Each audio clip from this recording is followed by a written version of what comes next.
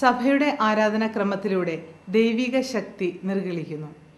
കൂദാശകൾ നമുക്ക് ദൈവിക ജീവൻ പ്രദാനം ചെയ്യുന്നു. ഈ വിഷയത്തെക്കുറിച്ചുള്ള പ്രബോധനം നമുക്ക് പ്രാർത്ഥനയോടെ ഗ്രഹിക്കാം. വിശ്വാസം ഇല്ലെങ്കിൽ ഫലങ്ങളുണ്ടാക്കാൻ സാധിക്കുമോ? ഇല്ല. യഥാർത്ഥമായ മാനസാന്തരം ഇല്ലെങ്കിൽ ഫലങ്ങളുണ്ടാക്കാൻ സാധിക്കുമോ? ഇല്ല. അപ്പോഴതാണ് അത് സുവിശേഷ പ്രഘോഷണം വിശ്വാസത്തിലേക്കും മാനസാന്തരത്തിലേക്ക് നയിക്കുക. അങ്ങനെ മാനസാന്തരപ്പെട്ട ഹൃദയത്തിലേക്കാണ് എന്ത് വരുവുള്ളൂ? ആരാധനാക്രമത്തിൻ്റെ ഫലങ്ങൾ സ്വീകരിക്കാൻ എന്തൊക്കെയാണ് ആ ഫലങ്ങൾ? ആത്മാവിലുള്ള നവജീവൻ. ഇപ്പം ആരാധനാക്രമ ശുശ്രൂഷകളിലൂടെ നമുക്ക് ലഭിക്കുന്ന നന്മകൾ പറയുകയാണ്. ആത്മാവിലുള്ള നവജീവൻ നമുക്ക് ലഭിക്കുന്നു. പിന്നെന്താ? സഭയുടെ ദൗത്യത്തിലുള്ള പങ്കുചേരൽ ലഭിക്കുന്നു. വീണ്ടും എന്താ? അവരുടെ ഐക്യത്തിന് വേണ്ടിയുള്ള ശുശ്രൂഷ നമുക്കത് എന്ന് വെച്ചെന്നാൽ ഐക്യത്തിന് വേണ്ടിയുള്ള ശുശ്രൂഷ. അപ്പോൾ അവരുടെ പ്രയത്നങ്ങളിലുള്ള പങ്കുചേരലാണ്.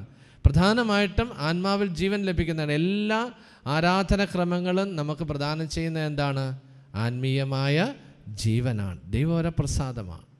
ഇന്ന് വരപ്രസാദം എന്നുള്ള വാക്ക് ഉപയോഗിക്കണം എന്നൊക്കെ പറഞ്ഞ വിഷമമാണ്. കാരണം എന്ന് വെച്ചാൽ നമ്മൾ പണ്ട് ഉപയോഗിച്ചിരുന്നത്, ആത്മീയ ജീവൻ ഉപയോഗിച്ചിരുന്നത് വരപ്രസാദം അല്ലെ പ്രസാദവരം എന്നാണ്, ഇല്ലേ? പ്രസാദം. അപ്പോൾ അത് പ്രസാദിപ്പിച്ച് കിട്ടുന്ന വരം എന്നുള്ള അർത്ഥമായതുകൊണ്ട് അത് വേണ്ട. കാരണം ദൈവം ദാനമായിട്ട് നൽകുന്നതാണ് കൃപാവരം എന്നൊക്കെ ആക്കി. ഇപ്പോൾ എന്തായിരുന്നാലും ആത്മാവിലുള്ള നവജീവൻ ലഭിക്കുന്ന ഓരോ കൂദാശയിലും നമ്മൾ പങ്കുചേരുമ്പോൾ ആ കൂദാശകൾ അല്ലെ വിശുദ്ധ കുർബാന നമുക്ക് നൽകുന്ന ഒന്നാമത്തെ ഫലം എന്താണ്? ആത്മീയമായ ജീവനാണ്. ആത്മീയ ജീവൻ നമുക്ക് നൽകും. ദൈവിക ജീവൻ നമുക്ക് പ്രദാനം ചെയ്യും. അപ്പോൾ അതുവഴി നമ്മൾ ശക്തരാക്കപ്പെടുകയാണ്. രണ്ടാമത് എന്താ ചെയ്യുന്നത്? അതുവഴി സഭയുടെ ദൗത്യത്തിൽ പങ്കുചേരാൻ നമുക്ക് ഈ ആരാധനാക്രമം വഴി സഭയുടെ ദൗത്യത്തിൽ പങ്കുചേരാൻ സാധിക്കുന്നു. ഇത് രണ്ടർത്ഥത്തിൽ നമുക്ക് മനസ്സിലാക്കാം. ഒന്ന്, സഭയുടെ ഏറ്റവും വലിയ ദൗത്യം എന്താ? ദൈവത്തിന് ആരാധന അർപ്പിക്കുക. അപ്പോൾ ഈ ആരാധനാക്രമത്തിൽ പങ്കുചേരുന്നത് വഴി നമുക്ക് എന്ത് സാധിക്കുന്നു? ദൈവാരാധനയിൽ പങ്കുചേരാൻ നമുക്ക് സാധിക്കും. സഭയുടെ വലിയ ദൗത്യം, ഏറ്റവും ഉന്നതമായ ദൗത്യം. അതുകൊണ്ടാണ് ആരാധനാക്രമം സഭയുടെ ഉറവിടവും ലക്ഷ്യവുമാണെന്ന് പറയുകയാണ്. ഏറ്റവും ക്ലൈമാക്സ് ആണ്. കാരണം സഭ സ്നേഹിച്ചാലും ശുശ്രൂഷ എല്ലാം നല്ല കാര്യം. ദൈവാരാധനയാണ്. അതെല്ലാം ദൈവാരാധനയാണ് സഭയുടെ ഏറ്റവും ഉന്നതമായ അർത്ഥം. ഒപ്പം തന്നെ മറ്റൊരർത്ഥത്തിൽ നമുക്ക് മനസ്സിലാക്കാം, സഭയുടെ ദൗത്യത്തിലുള്ള പങ്കുചേരലെന്ന് പറയുമ്പോൾ സഭയുടെ എല്ലാ ശുശ്രൂഷകളിലും പങ്കുചേരാനുള്ള ശക്തിയും പ്രചോദനവും ആര് നൽകുന്നു? ഈ ആരാധനാക്രമം. കണ്ടോ? കൂദാശകളും വിശുദ്ധ കുർബാനയും എല്ലാം സഭയുടെ ദൗത്യത്തിൽ പങ്കുചേരാനുള്ള ശക്തി പ്രദാനം ചെയ്യുന്നു. ഒപ്പം തന്നെ പ്രചോദനം നമുക്ക് നൽകുന്നു. വീണ്ടും അടുത്ത ഖണ്ഡികയിൽ പരിശുദ്ധാത്മാവിൽ പിതാവിനോട് പ്രാർത്ഥിക്കുന്ന ക്രിസ്തുവിൻ്റെ പ്രാർത്ഥനയിലുള്ള ഭാഗഭാഗിത്വം കൂടിയാണ് ആരാധനാക്രമം. അപ്പോൾ ഈ ആരാധനാക്രമവും പ്രാർത്ഥനയും തമ്മിലുള്ള ബന്ധം പറയാം. അപ്പോൾ ആരാധനാക്രമം എന്ന് പറയുന്നത് ഒരു പ്രാർത്ഥന കൂടിയാണ്, ദൈവവുമായിട്ടുള്ള ബന്ധമാണത്. അപ്പം അതുകൊണ്ട് പറയുകയാണ്, പരിശുദ്ധാത്മാവിൽ പിതാവിനോട് പ്രാർത്ഥിക്കുന്ന ക്രിസ്തുവിൻ്റെ പ്രാർത്ഥനയിലുള്ള ഒരു ഭാഗഭാഗിത്വം കൂടിയാണ് ആരാധനാക്രമം. എന്നിട്ട് എന്താ സംഭവിക്കുക? അതിൽ എല്ലാ ക്രൈസ്തവ പ്രാർത്ഥനകളും അവയുടെ ഉറവിടവും ലക്ഷ്യവും കണ്ടെത്തുന്നു. പിതാവ് തൻ്റെ പ്രിയപുത്രനിൽ നമ്മെ സ്നേഹിച്ച ദൈവത്തിൻ്റെ മഹത്തായ സ്നേഹത്തിൽ ആരാധനാക്രമത്തിലൂടെ ആന്തരിക മനുഷ്യൻ വേരുറപ്പിക്കുകയും അടിയുറപ്പിക്കുകയും ചെയ്യുന്നു. കാരണം ഇത് ഞാൻ പറഞ്ഞത് അല്പം ആഴമാണ്. കാരണം അൾട്രാ തിയോളജിയാണ് അതെല്ലാം. വീണ്ടും അത് പരിശുദ്ധാത്മാവിൽ എല്ലാ കാലത്തും ഓരോ പ്രാർത്ഥനയിലൂടെയും സജീവമാക്കപ്പെടുകയും ആന്തരികമാക്കപ്പെടുകയും ചെയ്യുന്ന ദൈവത്തിൻ്റെ വിസ്മയനീയമായ പ്രവൃത്തിയാണ്. ഇതിൽ പ്രധാനമായിട്ട് നമ്മൾ ഉൾക്കൊള്ളേണ്ട ആശയം ഇതാണ്. ആദ്യത്തെ ഖണ്ഡികയിലെ ആദ്യത്തെ സെൻറ്റൻസാണ് ഇപ്പോൾ ഈ ആരാധനാക്രമം എന്ന് പറയുന്നത് സഭയുടെ പ്രവൃത്തിയാണ്. ഒപ്പം തന്നെ നമ്മളെ സംബന്ധിച്ച് എന്താണെന്ന് പറയുകയാണ്, പരിശുദ്ധാത്മാവിൽ പിതാവിനോട് പ്രാർത്ഥിക്കുന്ന ക്രിസ്തുവിൻ്റെ പ്രാർത്ഥനയിലുള്ള ഭാഗഭാഗിത്വമാണ്. ഇപ്പോൾ ദൈവാരാധനയിൽ ആരാധനാക്രമത്തിൽ പങ്കുചേരുമ്പോൾ നമ്മൾ ആരോട് ചേർന്നാണ് ഇതെല്ലാം ചെയ്യുന്നത്? ക്രിസ്തുവിനോട് ചേർന്നാണ്. ക്രിസ്തുവിനോടാണ് ചേരുന്നത്. അപ്പോൾ ഈ കൂദാശ വിശുദ്ധ കുർബാനയ്ക്കും കൂദാശകൾക്കും ഒക്കെ ഉള്ള ശക്തി കാരണം ഈശോയുടെ പ്രവൃത്തിയാണത്. അപ്പോൾ യേശുവിനോട് ചേർന്നാണ് ദൈവത്തെ ആരാധിക്കുന്നത് എല്ലാ ശുശ്രൂഷകളും സഭ ചെയ്യുന്നു. അപ്പോൾ നമ്മൾ പങ്കുചേരുകയാണ്. അപ്പോൾ ആ ആശയം മാത്രം നമ്മളവിടെ സ്വന്തമാക്കിയാൽ, കാരണം മറ്റതെല്ലാം ഒത്തിരി വിശദീകരണങ്ങളാണ്. അടുത്ത പാരഗ്രാഫിൽ ആദ്യത്തെ സെഷൻ തീർക്കാൻ പോവാണ്. അടുത്ത പാരഗ്രാഫിൽ മതബോധനവും ആരാധനക്രമം. അപ്പോൾ ഈ ആരാധനക്രമത്തിന് പ്രാർത്ഥനയുമായുള്ള ബന്ധം പറഞ്ഞു. അപ്പോൾ പ്രാർത്ഥനയുടെ എല്ലാ അംശങ്ങളും ആരാധനക്രമത്തിലുണ്ട്. പ്രാർത്ഥനയുടെ 4 അംശങ്ങൾ നമ്മൾ പറയില്ലേ? പ്രാർത്ഥനയ്ക്ക് ഏതൊക്കെയാണ് ഉള്ളത്? മുമ്പത്തെ പാരഗ്രാഫിൻ്റെ ഒരു വിശദീകരണം കൊണ്ട് പ്രാർത്ഥനയുടെ 4 അംശങ്ങളുണ്ട്. ഏതൊക്കെയാണ്? ആരാധന, സ്തുതി, പിന്നെ എന്താ? കൃതജ്ഞത, പിന്നെ പരിഹാരം, യാചന, ഇല്ലേ? നമ്മൾ പിന്നെ മധ്യസ്ഥ പ്രാർത്ഥന വേറെ മോഡൽ. അപ്പോൾ 4 കാര്യങ്ങളും ദൈവാരാധനയിലുണ്ട്. പ്രാർത്ഥനയുടെ എല്ലാ അംശങ്ങളും ഇതിൻ്റെ അകത്തുണ്ട് ആരാധനക്രമത്തിലുണ്ട്. കാരണം ആരാധനയെ സ്തുതിയുണ്ട്, കൃതജ്ഞതയുണ്ട്, പരിഹാരമുണ്ട്, യാചനയുണ്ട്. ഇതെല്ലാം ആരാധനക്രമത്തിൽ ഉൾക്കൊള്ളുന്നുണ്ട്. ഇനി മതബോധനവും ആരാധനയുമായിട്ടുള്ള ബന്ധം. ഇവിടെ നമ്മൾ മനസ്സിലാക്കേണ്ട ഒരു കാര്യം, അത് വായിച്ചിട്ട് ഞാൻ പറയാം.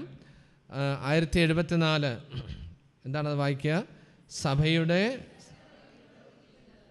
അപ്പോൾ ഇവിടെ മതബോധനവുമായിട്ടുള്ള ബന്ധമാണ്. മതബോധനം എന്ന് പറയുമ്പോൾ വെറും ബോധനമല്ല ഇവിടെ ഉദ്ദേശിക്കുന്നത്. ഇന്നിപ്പോൾ നമ്മൾ ഉപയോഗിക്കുന്ന വാക്ക് എന്താണ്? മതബോധനത്തെ കുറച്ചുകൂടെ ആഴപ്പെട്ടൊരു വാക്ക് ഉപയോഗിക്കുന്നത് ഏതാണ്? വിശ്വാസ പരിശീലനം. അപ്പോൾ വിശ്വാസ പരിശീലനവും ആരാധനക്രമവുമായിട്ട് വളരെയേറെ ബന്ധമുണ്ട്. കാരണം സഭയിൽ മാറ്റി നിർത്താൻ പറ്റാത്ത ഒരു യാഥാർത്ഥ്യമാണ് ആരാധനക്രമം. കാരണം നമ്മുടെ എല്ലാവരുടെയും ജീവിതം തുടങ്ങുന്നതും അവസാനിക്കുന്നതും തുടർന്നു കൊണ്ടുപോകുന്നതും എല്ലാം ഏതുമായിട്ട് ബന്ധപ്പെട്ടാണ്? ആരാധനക്രമമായിട്ട് ബന്ധം. ഇതുമായിട്ട് ബന്ധപ്പെടാതെ നമുക്കൊരു ജീവിതമില്ല. നമ്മുടെ ജീവിതം ആരംഭിക്കുന്ന മാമോദിസയിലാണ്, ഇല്ലേ? ആരാധനക്രമമാണ്. അതിനുശേഷം ജീവിതം വളരുന്നത് വിശുദ്ധ കുർബാനയിലാണ്, ഇല്ലേ? ആരാധനക്രമമാണ്. പ്രാർത്ഥനകളിലാണ്, തിരുനാളുകളിലാണ്, കുദാശ അനുകരണങ്ങളിലാണ്, വെഞ്ചരിപ്പുകളിലാണ്, മറ്റ് പ്രാർത്ഥനകൾ, പൊതുവായ പ്രാർത്ഥന, ഇതെല്ലാം നമ്മുടെ ജീവിതമായിട്ട് ബന്ധപ്പെട്ട് നിൽക്കുന്ന, നമ്മുടെ ജീവിതത്തിന് അനുസ്യൂതം അവസാനിക്കുന്നത് ഇതിലൂടെയാണ്. ശവസംസ്കാരം എന്ന് പറയുമ്പോൾ അവിടെ എന്താണ്? എന്താ വെച്ചാൽ നമ്മുടെ ജീവിതത്തിൻ്റെ അവസാനം, അതിന് ശേഷമുള്ള കർമ്മങ്ങൾ, ഇല്ലേ? മരണവാർഷികത്തിൻ്റെ കർമ്മങ്ങൾ, വീട്ടിലെ കർമ്മങ്ങൾ, ഇതെല്ലാം ഇതിൻ്റെ അകത്ത് വരുന്നതാണ് ആരാധനക്രമത്തിൽ വരാം. അപ്പം നമ്മുടെ ക്രിസ്തീയ ജീവിതവുമായിട്ട് അഭേദ്യം ബന്ധപ്പെട്ട് നിൽക്കുന്നതാണ് ആരാധനക്രമം. അപ്പോൾ ഈ ആരാധനക്രമത്തിൻ്റെ മതബോധന, ഇതിന് വിശ്വാസ പരിശീലനവുമായിട്ട് വളരെയേറെ ബന്ധമുണ്ട്. അതാണ് പറയുന്നത്. കാരണം സഭയുടെ സകല പ്രവർത്തനങ്ങളും ലക്ഷ്യമാക്കുന്ന, അത് പ്രധാനപ്പെട്ട ഒരു ആശയമാണ്, വത്തിക്കാൻ കൗൺസിലിൻ്റെ ആശയമാണത്. സഭയുടെ സകല പ്രവർത്തനങ്ങളും ലക്ഷ്യമാക്കുന്ന അത്യുച്ച സ്ഥാനവും അവളുടെ സർവശക്തിയും നിർഗളിക്കുന്ന ഉറവിടവും ആരാധനക്രമമാണ്. അപ്പോൾ എന്ന് വെച്ചാൽ it is A source and submit of Christian life എന്ന് ഈ വിശുദ്ധ കുർബാനയെക്കുറിച്ച് പറഞ്ഞ അതേ ആശയമാണ് വത്തിക്കാൻ കൗൺസിൽ തന്നെ ഇതിനെക്കുറിച്ച് പറയുന്നത്. സഭയുടെ ആരാധന എന്ന് വെച്ചാൽ അതിൻ്റെ അർത്ഥം ഇതാണ്: ക്രിസ്തീയ ജീവിതത്തിൻ്റെ ശക്തി സ്രോതസ്സും ക്രിസ്തീയ ജീവിതത്തിൻ്റെ ഉന്നതമായ പ്രകാശനവും എന്താണ്? ആരാധന ക്രമമാണ്. ക്രിസ്തീയ ജീവിതത്തിൻ്റെ ശക്തിയുടെ ഉറവിടമാണ്, സ്രോതസ്സാണത്. അപ്പോൾ ക്രിസ്തീയ ജീവിതത്തിന് വേണ്ട ശക്തി നമ്മൾ സ്വന്തമാക്കുന്നത്, സ്വാംശീകരിക്കുന്നത് എന്തിൽ നിന്നാണ്? ആരാധന. എന്തിലൂടെ? അത് പ്രത്യേകിച്ച് വിശുദ്ധ കുർബാനയിലൂടെയും കൂദാശകളിലൂടെയും ആണ് ക്രിസ്തീയ ജീവിതത്തിൻ്റെ ശക്തി സ്വീകരിക്കുകയാണ്. അപ്പോൾ അതുകൊണ്ട് ആ അർത്ഥത്തിലാണ് പറയുക, ഇത് ആരാധനക്രമം ക്രിസ്തീയ ജീവിതത്തിൻ്റെ, സഭയുടെ സർവശക്തിയെ നിർഗളിക്കുന്ന ഉറവിടമാണ്. അപ്പോൾ സഭയ്ക്ക് വേണ്ട ശക്തി മുഴുവൻ നൽകിക്കൊണ്ടിരിക്കുന്നത് ആരാ? സപ്ലൈ ചെയ്തുകൊണ്ടിരിക്കുന്ന ആരാ? ആരാധനക്രമമാണ്, സഭയുടെ ആരാധനക്രമം. അതിൽ നിന്നാണ് സഭ ശക്തി വലിച്ചെടുത്തുകൊണ്ടിരിക്കുന്നത്. അല്ലെങ്കിൽ ശക്തി സ്രോതസ്സാണ്. അതില്ലായിരുന്നെങ്കിൽ സഭയ്ക്ക് ശക്തി ഉണ്ടാവില്ല. കുർബാനയില്ലെങ്കിൽ, കൂദാശകളില്ലെങ്കിൽ, ഔദ്യോഗിക പ്രാർത്ഥനകളില്ലെങ്കിൽ, മറ്റ് കർമ്മങ്ങളില്ലെങ്കിൽ ശക്തി ഉണ്ടാവില്ല. അപ്പോൾ അതുകൊണ്ടാണ് പറയുക, സർവശക്തിയെ നിർഗളിക്കുന്ന ഉറവിടമാണ് ആരാധനക്രമം. ഇനി രണ്ടാമത് പറയുകയാണ്, ആദ്യത്തെ വാക്ക് അവളുടെ സകല പ്രവർത്തനങ്ങളുടെ ലക്ഷ്യമാക്കുന്ന അത്യുച്ച സ്ഥാനം എന്ന് വെച്ചാൽ എല്ലാത്തിൻ്റെയും കൾമിനേഷൻ, ക്രിസ്തീയ ജീവിതത്തിൻ്റെ മുഴുവൻ കൾമിനേഷൻ, ഏറ്റവും ഉന്നതമായ തലം ഏതാ? സഭ ഏറ്റവും ഉന്നതമായിട്ട് പ്രകാശിതയാകുന്നത് എവിടെയാണ്? ദൈവത്തെ ആരാധിക്കുന്ന നിമിഷമാണ്. ആ ആരാധന നടക്കുന്നത് എവിടെയാണ്? ആരാധന ക്രമത്തിലാണ്. അപ്പോൾ ഉദാഹരണത്തിന് വിശുദ്ധ കുർബാന എടുത്താൽ മതി. ഏറ്റവും ആരാധനാക്രമത്തിൻ്റെ ഏറ്റവും മകുടമായ വിശുദ്ധ കുർബാന എടുത്താൽ വിശുദ്ധ കുർബാനയിൽ നിന്നാണ് സഭ ശക്തി സ്വീകരിക്കുന്നത്. വിശുദ്ധ കുർബാനയിലൂടെയാണ് സഭ ദൈവത്തെ ഏറ്റവും ഉന്നതമായിട്ട് ആരാധിക്കുന്നത്. ഇതാണ് അതിൻ്റെ അർത്ഥം. ഏത് കൂദാശ എടുത്താലും ഈ രണ്ട് കാര്യമുണ്ട്. എന്താ? സഭ ശക്തി സ്വീകരിക്കുന്നു, സഭ ആ ദൈവത്തെ ആരാധിക്കുന്നു, ഈ ശക്തി നൽകുന്ന ദൈവത്തെ ആരാധിക്കുന്നു. അപ്പോൾ സഭ പ്രകാശിതയായിട്ട് തീരുന്നു, സഭ ശക്തി സ്വീകരിക്കുന്നു. എവിടെ? ആരാധനക്രമത്തിൽ. അതാണ് വത്തിക്കാൻ കൗൺസിലിൻ്റെ ആശയം. വീണ്ടും അത് മതബോധനവുമായിട്ട് ബന്ധപ്പെട്ട വശം അടുത്ത ഇതിലാണ് പറയുക. 75 പറയുകയാണ്. അതോടുകൂടി നമ്മൾ അവസാനിപ്പിക്കുകയാണ്. ആരാധനക്രമ മതബോധനത്തിൻ്റെ ഉദ്ദേശ്യം ക്രിസ്തുവിൻ്റെ രഹസ്യത്തിലേക്ക് ആളുകളെ പ്രവേശിപ്പിക്കുക എന്നതാണ്. ദൃശ്യമായതിൽ നിന്ന് അദൃശ്യമായതിലേക്ക്, സൂചനയിൽ നിന്ന് സൂചിതത്വത്തിലേക്ക്, കൂദാശകളിൽ നിന്ന് രഹസ്യങ്ങളിലേക്ക് നീങ്ങിക്കൊണ്ടാണ് ഇത് നിറവേറുന്നത്. ഇത്തരം മതബോധനം പ്രാദേശികവും മേഖലാടിസ്ഥാനത്തിലുള്ളതുമായ മതബോധന ഗ്രന്ഥങ്ങളിലൂടെ അവതരിപ്പിക്കപ്പെടണം. സഭയെ മുഴുവനും അവളുടെ റീത്തുകളുടെയും സംസ്കാരങ്ങളുടെയും വൈവിധ്യത്തിൽ ശുശ്രൂഷിക്കാൻ ഉദ്ദേശിച്ചുകൊണ്ടുള്ള ഈ മതബോധന ഗ്രന്ഥം രഹസ്യമെന്ന നിലയിലും ആഘോഷമെന്ന നിലയിലും ആരാധനാക്രമത്തിൽ സമസ്ത സഭയുടെയും മൗലികവും പൊതുവുമായിട്ടുള്ള കാര്യങ്ങൾ അവതരിപ്പിക്കുന്ന ഒന്നാമത്തെ കാര്യം എന്ന് വെച്ചാൽ വിശ്വാസത്തിൻ്റെ രഹസ്യം പ്രകടിപ്പിക്കുന്ന ഖണ്ഡം 1. തുടർന്ന് 7 കൂദാശകളെയും അതിന് കൂദാശ അനുകരണങ്ങൾ ഉള്ളതിന് കുരുക്കൂർ അച്ഛനാണ് ഇത് ട്രാൻസ്ലേറ്റ് ചെയ്തത്. അപ്പോൾ അതുകൊണ്ട് അച്ഛൻ്റെ പുതിയ ഭാഷയാണ്. അപ്പോൾ കൂദാശ കൽപ്പങ്ങൾ എന്ന് വെച്ചാൽ അതിനേക്കാൾ നല്ലത് നമ്മൾ സാധാരണ ഉപയോഗിച്ച് വരുന്ന വാക്ക് ഏതാണ്? കൂദാശ അനുകരണങ്ങൾ എന്നാണ്. കൂദാശകളുടെ മോഡലിലുള്ളതാണ്. കൂദാശ അനുകരണങ്ങളെ അവതരിപ്പിക്കുന്ന ഖണ്ഡം 2, രണ്ടാമത്തെ ഖണ്ഡം എന്നിവ ഉൾക്കൊള്ളുന്നതാണ്. അപ്പോൾ ഇവിടെ പറയുകയാണ് മതബോധനവുമായിട്ട് ബന്ധപ്പെട്ട് ഈ വിശ്വാസ ആചാരങ്ങൾ അല്ലെ ആഘോഷങ്ങളിലൂടെ ഒരു വ്യക്തി ക്രിസ്തീയ സഭയിലേക്ക് ഉൾച്ചേർക്കപ്പെടുന്നു.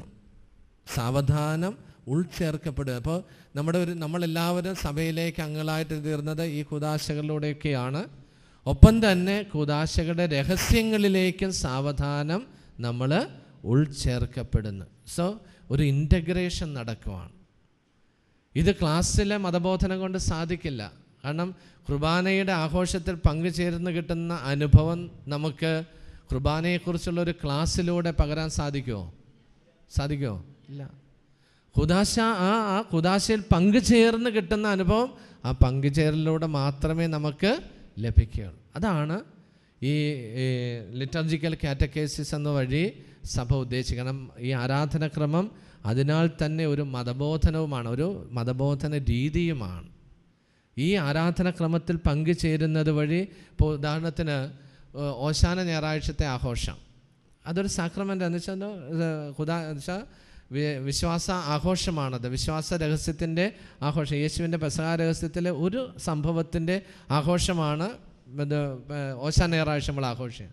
അപ്പോൾ ആ ഓശാന ഞായറാഴ്ചയുള്ള ആഘോഷങ്ങൾ, ആ കുരുത്തോല വെഞ്ചരിപ്പും പ്രദക്ഷിണ കുരുത്തോല വെഞ്ചരിപ്പും വാതിൽ മുട്ടി തുറക്കുന്നത്, ഇതെല്ലാം ഒരു ആഘോഷമാണ്, ഒരു ആചാരമാണ് അല്ലേ? ആ ആചരണം എന്തിലേക്ക് നമ്മളെ കൊണ്ടുപോകും? അനുസ്മരണം, ഓർമ്മയിലേക്ക് കൊണ്ടുപോകും. കാരണം അന്ന് ഈശോ 2000 വർഷം മുമ്പ് ജെറുസലേം നഗരത്തിലേക്ക് നടത്തിയ ആഘോഷമായ സ്വീകരണത്തെ അനുസ്മരിപ്പിക്കും. ആ ആഘോഷത്തിൽ പങ്കുചേരുമ്പോൾ അത് നമുക്ക് ചില അനുഭവങ്ങൾ തരും. ആ അനുഭവം എനിക്ക് ഓശാനയെക്കുറിച്ചൊരു ക്ലാസ് എടുത്താൽ കിട്ടുമോ? ഇല്ല. കാരണം അതാണ് അതിൻ്റെ വ്യത്യാസം. അപ്പോൾ ഇതാണ് ഈ ആരാധനക്രമത്തിൻ്റെ ശക്തി. ഇതാണ് പ്രത്യേകിച്ച് വിശ്വാസ പരിശീലനത്തിൽ. ഇനി ഉദാഹരണം ദുഃഖവെള്ളിയാഴ്ച. ആ ദുഃഖവെള്ളിയാഴ്ച നമ്മൾ യേശുവിൻ്റെ പീഡാസഹനങ്ങളെ ധ്യാനിക്കുന്ന ആ പീഡാനുഭവ അനുസ്മരണം പീഡാനുഭവ വായനയെല്ലാം കഴിഞ്ഞ് കുരിശിലെ കർത്താവിനെ ആരാധിച്ച് ആ കുരിശുരൂപത്തിൽ നിന്ന് കർത്താവിൻ്റെ തിരുശരീരം ഇറക്കി അല്ലെങ്കിൽ നഗരി കാണിക്കലൊക്കെ നടത്തി അതെല്ലാം നമ്മൾ പങ്കുചേരുമ്പോൾ ഇതൊരു ആചാരമാണ്, ആഘോഷമാണ്. പക്ഷെ അതിലൂടെ വിശ്വാസത്തിൻ്റെ അനുഭവത്തിലേക്കും ആ രഹസ്യങ്ങളിലേക്കും ഇളം തലമുറ വളർത്തപ്പെടുന്നു, ഉൾച്ചേർക്കപ്പെടുന്നു. ഇതാണ് ഈ ആരാധനക്രമത്തിന് വിശ്വാസ മതബോധനവുമായിട്ടുള്ള ബന്ധം. അപ്പോൾ ഇത്രയും പറഞ്ഞ കാര്യങ്ങളുടെ ആ ചുരുക്കം 5 പോയിൻ്റായിട്ടൊന്ന് എഴുതിക്കൊള്ളുക അവസാനമായിട്ട്. അപ്പോൾ അത് തീർത്തേക്കാം. കാരണം ഇത് ഖണ്ഡിക വായിച്ച് പോയതുകൊണ്ട് മുഴുവനും ഓർക്കുകയില്ല. അതുകൊണ്ട് 5 പോയിൻ്റുകളായിട്ട് നമ്മൾ ഓർക്കുക. 5-6 പോയിൻ്റ്. ആരാധനക്രമം രക്ഷാകര കർമ്മത്തിൻ്റെ തുടർച്ചയാണ്. ഒന്നാമത്തെ കാര്യം. ലിറ്റർജി അഥവാ ആരാധനക്രമം രക്ഷാകര കർമ്മത്തിൻ്റെ, രക്ഷാകര പദ്ധതിയുടെ തുടർച്ചയാണ്.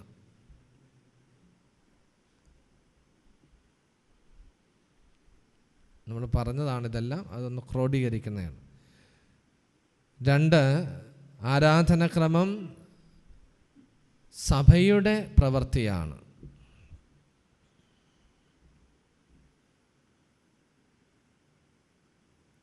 നമ്മൾ പറഞ്ഞതാണത്.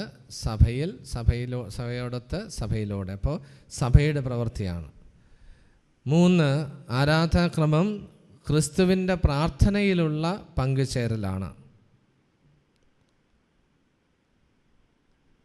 ക്രിസ്തുവിൻ്റെ പ്രാർത്ഥനയിലുള്ള പങ്കുചേരലാണ്.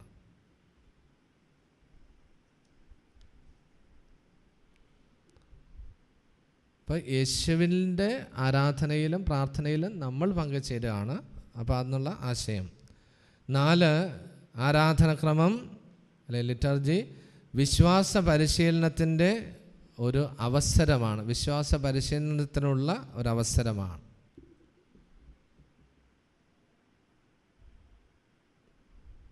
ആരാധനക്രമം ക്രിസ്തീയ ജീവിതത്തിൻ്റെ ശക്തി സ്രോതസ്സും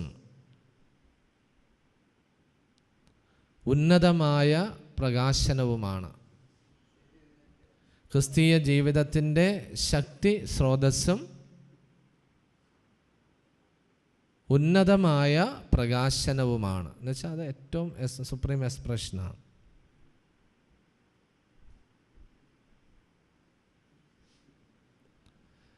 ആറ്, ആരാധനക്രമം രക്ഷാകര ഫലങ്ങൾ സ്വന്തമാക്കാൻ നമ്മെ സഹായിക്കുന്നു. രക്ഷയുടെ ഫലങ്ങൾ സ്വന്തമാക്കാൻ, രക്ഷാകര ഫലങ്ങളല്ല, രക്ഷയുടെ ഫലങ്ങൾ സ്വന്തമാക്കാൻ നമ്മളെ സഹായിക്കുന്നു.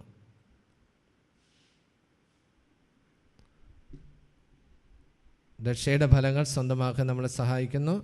7ാമത് ഒരു കാര്യം കൂടി ഉണ്ട്. അത് മറ്റൊരു തലത്തിലാണ് അവതരിപ്പിച്ചിരിക്കുന്നത്. ഇതാണ് ഞാൻ നിങ്ങളോട് പറഞ്ഞ 4 കാര്യങ്ങൾ അല്ലേ. ആരാധനക്രമത്തിൽ 4 കാര്യങ്ങളാണുള്ളത്. അതൊന്ന് പറഞ്ഞേക്കാം. ആരാധനക്രമത്തിൽ 4 കാര്യങ്ങളാണുള്ളത്. ആചരണം, അനുസ്മരണം, അനുഭവം, ആവിഷ്കരണം. 4 കാര്യങ്ങൾ. 7ാമത്തെ പോയിന്റ്, ആരാധനക്രമത്തിൽ 4 തലങ്ങളാണുള്ളത്. ആചരണം അല്ലെ ആഘോഷം, ആചരണത്തിന് ബ്രാക്കറ്റ് വേണേൽ ആഘോഷം, അനുസ്മരണം, അനുഭവം,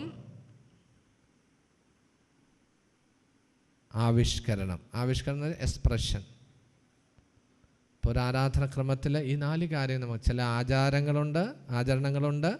അത് നമ്മളെ ഓർമ്മയിലേക്ക്, അനുസ്മരണത്തിലേക്ക് നയിക്കുന്നു. അത് നമ്മളെ അനുഭവത്തിലേക്ക് നയിക്കുന്നു. അനുഭവം നമ്മളെ ദൈവാരാധനയ്ക്ക്, എക്സ്പ്രഷനിലേക്ക് നയിക്കുന്നു. അപ്പോൾ ഇതിൽ ഒന്നാമത്തെ പോയിന്റിൽ ഒരു കാര്യം ഓർക്കേണ്ടത്, രക്ഷാകര പദ്ധതിയുടെ തുടർച്ചയെന്ന് പറയുമ്പോൾ രക്ഷാകര പദ്ധതി പരിശുദ്ധ ത്രിത്വത്തിൻ്റെ പ്രവൃത്തിയാണ് അല്ലേ. അത് ഞാൻ പറഞ്ഞു. ഏതാണത്? പിതാവായ ദൈവം യേശുക്രിസ്തുവിലൂടെ പരിശുദ്ധാത്മാവിൽ നമ്മെ അനുഗ്രഹിക്കുന്നു. നമ്മൾ എന്ത് ചെയ്യുന്നു? നമ്മൾ പരിശുദ്ധാത്മാവിൽ യേശുക്രിസ്തുവിലൂടെ പിതാവായ ദൈവത്തെ അത് മറന്നു പോരാ ആ വേർഡിൻസ്. കാരണം അപ്പോൾ എല്ലാ ആരാധനക്രമത്തിലും നമ്മൾ ചെയ്യുന്നത് എന്താണ്? പിതാവായ ദൈവം യേശുക്രിസ്തുവിലൂടെ പരിശുദ്ധാത്മാവിൽ നമ്മളെ അനുഗ്രഹിക്കുന്നു. കാരണം ദൈവത്തിൻ്റെ ബ്ലെസ്സിങ് ആണ്. നമ്മുടെ ഭാഗത്തുനിന്ന് പരിശുദ്ധാത്മാവിൽ യേശുക്രിസ്തുവിലൂടെ പിതാവായ ദൈവത്തെ നമ്മൾ ആരാധിക്കുന്നു. അപ്പോൾ എളുപ്പമായി. കാരണം എല്ലാ പ്രാർത്ഥനകളും ആരാധനക്രമങ്ങളും അതിൻ്റെ അകത്ത് ഉൾച്ചേരുന്നതാണ്. അപ്പോൾ ഈ ഒരു വിഷനോടുകൂടി നിന്നാൽ ദൈവാരാധന നിൽക്കുമ്പോൾ ദൈവത്തിൻ്റെ കൃപ നമ്മൾ സ്വീകരിക്കുന്നു. ആ കൃപ സ്വീകരിച്ച് കഴിഞ്ഞ് നമ്മൾ ഹൃദയത്തിൽ നിറഞ്ഞ് യേശുക്രിസ്തുവിലൂടെ പിതാവായ ദൈവത്തെ, യേശുക്രിസ്തുവിനോട് ചേർന്ന് പിതാവായ ദൈവത്തെ ആരാധിക്കുന്നു. എല്ലാ ആരാധനയിലും ആരാധനാക്രമ ശുശ്രൂഷകളിലും ഈ ബന്ധത്തിലാണ് നമ്മൾ ചെയ്യുന്നത്. കേട്ടല്ലോ.